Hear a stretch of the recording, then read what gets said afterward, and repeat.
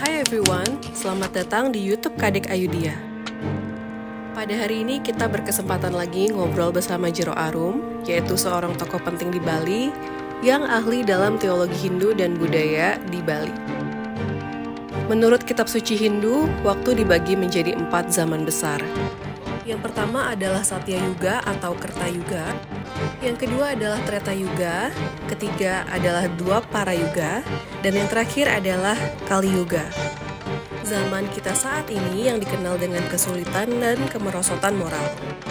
Di era ini kebenaran semakin memudar dan nilai kemanusiaan mencapai titik terendahnya. Jadi gimana kita bisa bertahan dan tetap bertumbuh di tengah tantangan zaman? Yuk langsung aja kita ngobrol bareng Jero Arum. Jero, kebetulan di YouTube-nya SGN ini banyak ngomongin soal akhir zaman, konspirasi, pokoknya yang lumayan kontroversial. Iya. Jadi Kade izin dulu mau nanyain yang mungkin agak-agak nyeleneh gitu. Ada nggak sih Jero di dalam Weda gitu atau dalam agama Hindu akhir zaman? Atau mungkin Kali Yuga gitu? Iya. Jadi kalau kita melihat pustaka-pustaka suci Weda kita, baik Seruti, Semerti, itu selalu membahas tentang peredaran zaman. Dan perbedaan kita di Hindu dengan agama keyakinan yang lain adalah kita di Hindu ini peredaran zaman itu bersifat siklik, circle. Jadi terus berlanjut. Ketika sudah berakhir di zaman terakhir yaitu Kali Yuga, dia akan berlanjut lagi menuju ke zaman Kerta Yuga lagi. Oh, jadi zamannya gimana? Jadi dalam agama Hindu ada 4 masa, 4 zaman. Yang pertama itu Kerta Yuga, kemudian ada Treta Yuga, Dwapara Yuga, Kali Yuga.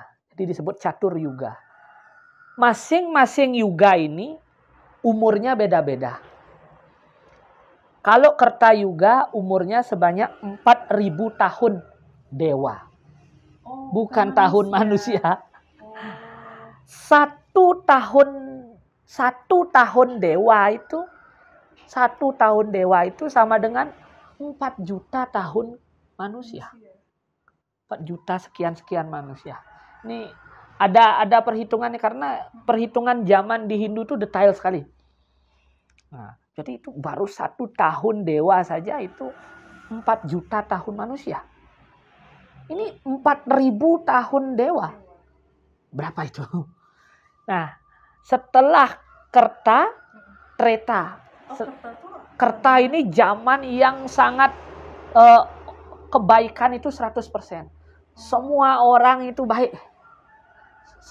Tapi jumlahnya terbatas manusia itu. Tapi udah ada manusia. Sudah ada manusia. Dan tidak ada orang berpikiran jahat. Bahkan manusia biasa ke alam dewa, dewa biasa ke alam manusia. Dan tidak ada raksasa, tidak ada hantu, tidak ada semua Tuhan, semua dewa, semua baik-baik saja dunia ini. Tetapi karena semua baik-baik, ada orang yang mulai dia tidak di jalannya. Mulai keluar jalur. Mulailah ada zaman yang kedua. Treta Yuga. Akhir zaman, Kerta Yuga berakhir. Nyambung ke Treta Yuga. Dia akan diakhiri dengan pralaya. Jadi penciptaan atau disebut dengan Sresti. Penciptaan alam semesta ini disebut dengan Sresti. Kemudian swastika, peredaran zaman. Terakhir adalah pralaya, kiamat. Jadi kiamat ini setiap saat. Setiap berakhir yuga yang satu ke yuga yang lain ada pralaya. Jadi dari Kerta ke zaman Treta ada pralaya dulu. Padahal orang baik-baik semua kok di pralaya sudah siklusnya. Ibaratnya apapun yang ada di dunia ini tidak ada yang kekal. Selama apapun bisa bertahan tumbuhan itu, dia pasti akan tumbang ketika masanya sudah habis. Begitu juga Kerta Yuga ini yang 4.000 tahun dewa itu. Setelah masanya habis, dia akan dipralaya. Maka masuk ke zaman yang baru disebut dengan Treta Yuga. Saat Treta Yuga ini mulailah orang itu berbuat jahat. Kebaikan 75%, 25%-nya keburukan. Musuh itu sudah ada musuh, ada orang jahat. Tapi dia masih jauh dari manusia, tidak di alam manusia. Sudah ada muncul alam raksasa. Alam hantu itu mulai tercipta. Beda dimensi. Inilah yang ingin menyerang kehidupan manusia. Kemudian pralaya lagi, kiamat lagi. Muncul dua para. Dua para ini kebaikan dan keburukan 50%, 50%. Musuh itu tidak ada di dimensi lain lagi. Sudah masuk ke dimensi manusia. Sudah ada di dalam diri, di sekitar kita. Sudah berhadapan. Itu dua para yuga. Bahkan musuh itu ada di dalam keluarga. Ini dua para yuga ini sudah di zaman dibuktikan di zaman Mahabharata. Jadi musuh itu ada di dalam keluarga. Mereka ribut antara keluarga sendiri. Artinya musuhnya sudah sangat dekat sekali. Akhirnya pralaya. Seluruh keturunan Barata itu hancur. Seluruh zaman di zaman itu hancur, diterjang oleh laut yang naik. Air laut naik. Kan itu zaman Pleistocene itu, zaman mencairnya kutub itu. Maka hilang semua peradaban itu. Masuklah zaman sekarang, Kali Yuga, zaman yang terakhir keempat. Zaman Kali Yuga, kebaikan 25%, keburukan 75%. Jadi musuh-musuh itu sudah semakin dekat, bahkan ada di dalam diri kita. jadi pengaruh buruk itu ada di dalam diri kita. Maka ketika musuh itu ada di dalam diri kita, maka kita akan terus ingin bersaing, berkompetisi, menjatuhkan orang, menguasai orang. Itulah sebabnya di zaman Kali Yuga diramalkan akan sering terjadi pertempuran. Karena kita melihat semua orang sebagai musuh. Maka benar, sekarang kita lihat, tersinggung sedikit, bacok. Tersinggung sedikit, bunuh. Tersinggung sedikit, perang. Kali Yuga itu. Dan ketika semua orang terus niatnya membunuh, Tuhan akan turun. Menyelesaikan permasalahan ini. Sudah pralaya, kiamat semua. Hilangkan semuanya, yang baik, yang buruk semua hilangkan. Sehingga kembali lagi ke zaman Kertayuga. Kembali lagi siklusnya. Berbeda dengan agama yang saudara-saudara kita yang lain, keyakinan yang lain. Ketika zaman kiamat, berakhir sudah. Final. Tuhan akan melakukan peradilan. Peradilan akhir. Dia akan ditimbang baik buruknya. Yang tidak baik akan ke neraka. Yang baik akan di surga.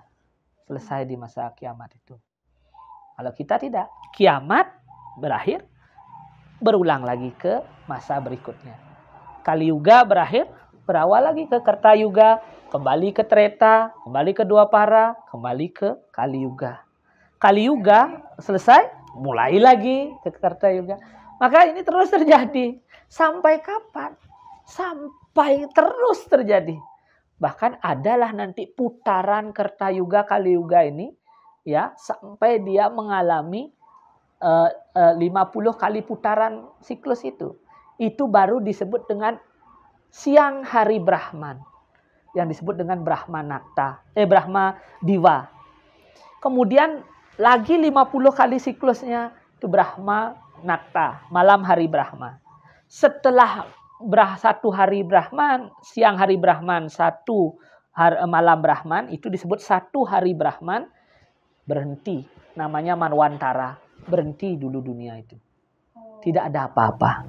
Itu mungkin yang disebut abad kekosongan. Abad kekosongan. Setelah itu nanti lagi Tuhan menciptakan dirinya sendiri, Swayambhuwa. Kembali siklus itu bermulai lagi.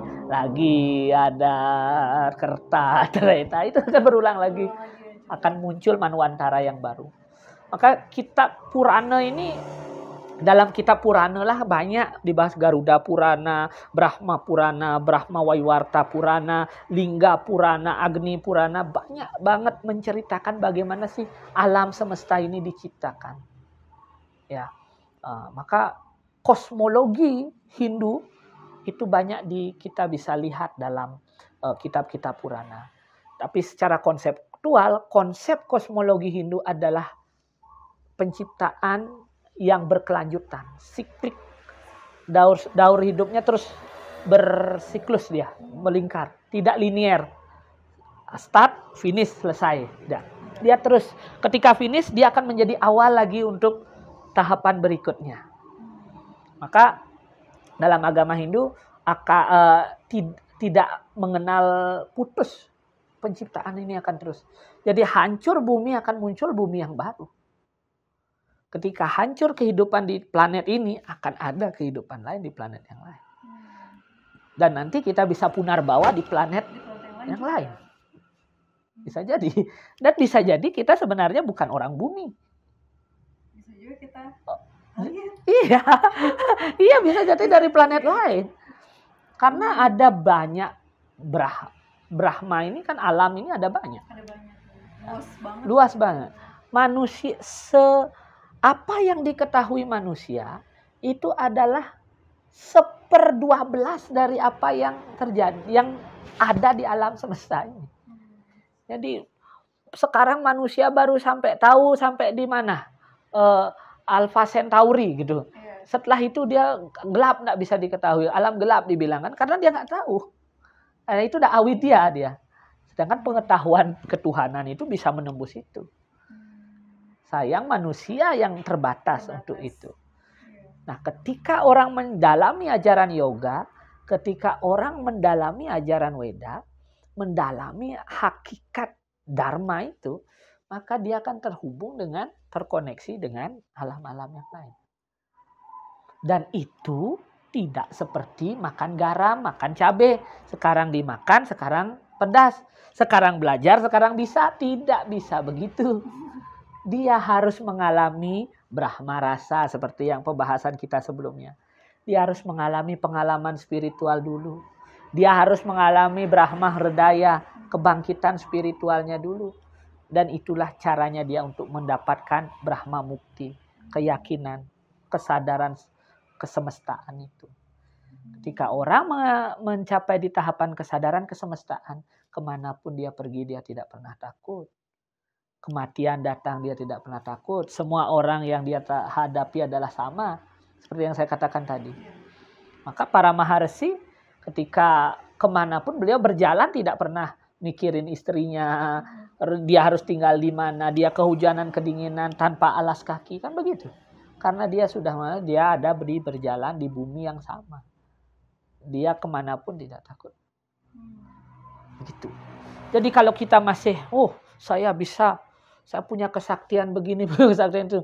Bagi yang sakti, monggo. Tapi bukan berarti saya tidak percaya dengan orang-orang yang sakti itu. Tidak. Saya percaya, saya meyakini itu, silakan. Tetapi orang yang berspiritual, dia akan bebas dari unsur kesaktian-kesaktian itu. Dia akan lebih fokus ke bagaimana proses dia untuk pendakian spiritualnya dia. Dia akan silent, biasanya begitu. Orang-orang yang berspiritual yang saya lihat, guru-guru saya, dan cerita-cerita dalam Mahabharata, Ramayana, orang-orang yang sudah sampai ke Brahma Hridaya itu, kebangkitan spiritual, dia orangnya silent. Gak kelihatan. Bahkan orang-orang gak tahu. Bahkan ini siapa ini kok begini? Gitu. Tapi setelah dia ditanya, setelah beliau menjelaskan, oh iya pengetahuannya dalam sekali. Itu maka dalam sastra-sastra suci kita itu, orang yang berpengetahuan tidak dilihat dari apa busana yang dia pakai. Dua, dia tidak dilihat dari keturunannya dia dari siapa, tidak. Tapi dilihat dari perilakunya. Maka orang yang mencapai Brahma Hridaya, perilakunya gimana? Kalau perilakunya masih aneh-aneh, tanda tanya. Ini kenapa ini gitu. Makanya iya. Maka ada orang bilang antara ngiring dan miring itu artinya yang mengaku spiritual dengan orang yang miring gangguan ini 11-12 gitu. Maka di zaman Kali Yuga ini memang seperti kembali lagi ke ciri zaman itu, zaman Kali Yuga itu akan muncul banyak brahmana palsu. Yang mengaku diri brahmana itu banyak, yang mengaku diri orang suci juga banyak. Yang mengaku diri sakti juga banyak. Padahal itu hanya tipu muslihat melalui sulap dan lain sebagainya. Maka dalam kitab Niti Sastra disebut yan tekaning yugan tekali tanhana mangluihing mahedana. Ketika zaman Kali datang, tidak ada yang lebih mulia dari orang yang kaya. Maka orang kaya itu dianggap yang paling didewakan sekarang zaman Kali Yuga ini. Semuanya dilihat dari uang. Dari uang. Semua diukur dari uang. Oh, dia itu hebat karena uangnya banyak. Oh, hebat. Yeah. Maka disebutkan lagi lanjutannya, orang yang berpendidikan, orang yang baik, orang ini kalah dengan orang yang punya uang banyak. Itu. Jadi mangayap ri sang mahedana. Semua sang Daniswara mengayap ri sang Daniswara. Semua menghormat, menghamba pada orang-orang yang kaya. Zaman Kali Yuga ini. Ajaran-ajaran agama, ajaran-ajaran yang disakralkan, segala-segala yang disucikan, sudah tidak dihiraukan lagi, diabaikan.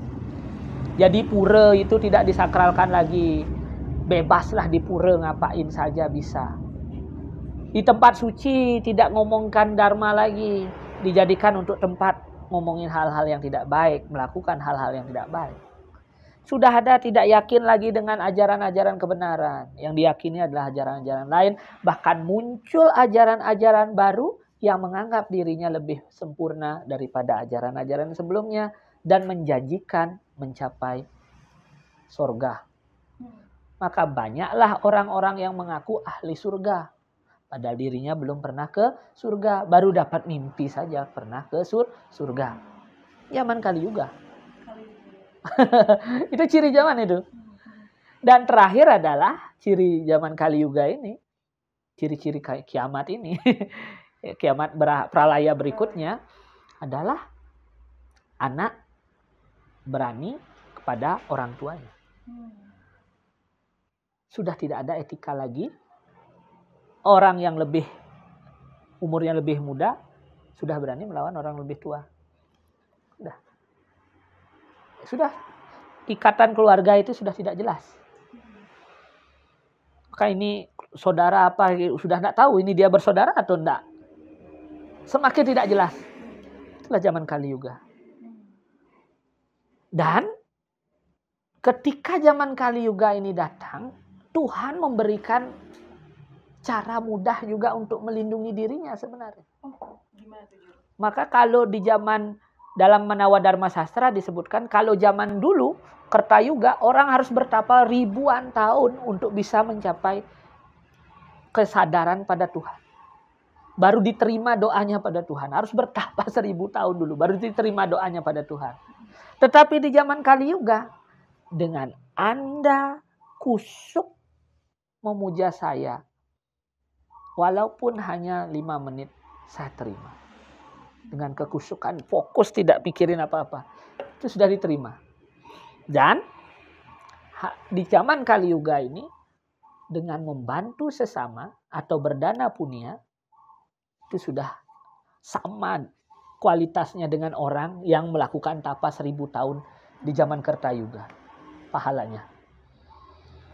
Maka di zaman Kali Yuga ini, yang penting itu adalah membantu dan bisa menolong sesama hidup. Karena tekanan hidup di zaman Kali Yuga ini akan sangat banyak.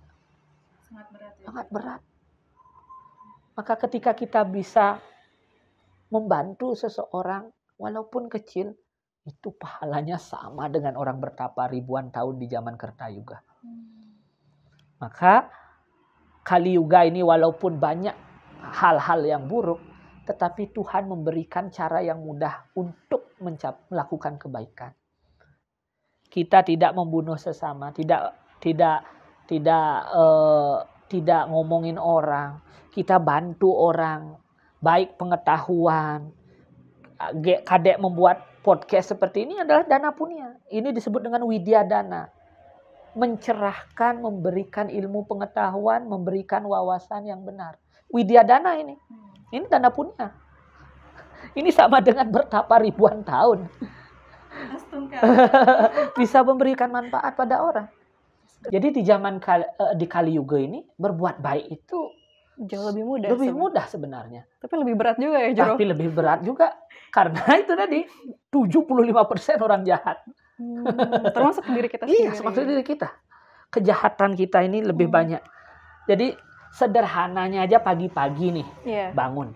Alarm bunyi jam 5. Kita langsung bangun nggak? Belum tentu. Itu lagi. Tunggu lagi deh. Itu ciri sudah kita dikuasai. Waduh. Iya, kan? Itu dari hal-hal kecil aja. Hal kecil. Dari hal-hal kecil, keburukan itu menguasai hidup kita. Jadi jangan dah dulu ngomongin perang, Rusia, Ukraina. Nanti saya mau nanya ke sana sih. Jangan dulu jauh-jauh perang di sana. Dalam diri kita berperang melawan diri kita aja sudah sulit ya, bukan main. Jadi di zaman Kali Yuga ini berbuat baik itu sangat mudah, tantangannya sangat berat. Sangat berat ya. Ya kan? Sangat berat. Jangankan ngomong perang di antar negara. Perang dengan diri kita saja sudah sulitnya setengah mati. Iya kan? Maka teks suci kita menyebutkan dalam Ramayana, raga di musuh mepare, rihati ya tongwania tanma dohring awak. Musuh kita itu, ya, keinginan, nafsu dan segalanya itu adalah musuh dalam diri kita yang sebenarnya. Hawa nafsu itu, ego dalam itu adalah musuh yang ini. Semua itu tidak ada di luar, itu semua sangat dekat. Musuh itu sangat dekat. Di dalam diri kita lah tempatnya. Maka diri kita sebenarnya musuh kita. Dan kawan kita adalah diri kita juga. Maka ketika kita bisa memenangkan diri kita, saat itu kita bisa memenangkan dunia sebenarnya. Makanya kalau zaman sekarang tuh anak-anak tuh ada mental health issue, ya kan? Berarti dia melawan dirinya sendiri ya. Karena mungkin emang hidup zaman sekarang tuh sulit ya. Sulit, betul. Maka memang benar bisa menjaga diri itu baik fisik maupun mental itu penting sekali di zaman Kali Yuga ini. Ya karena ketika kita tidak percaya dengan diri kita menganggap kelahiran kita ini tidak baik, tidak menghargai diri kita, ya segala aktivitas akan terganggu semua kan.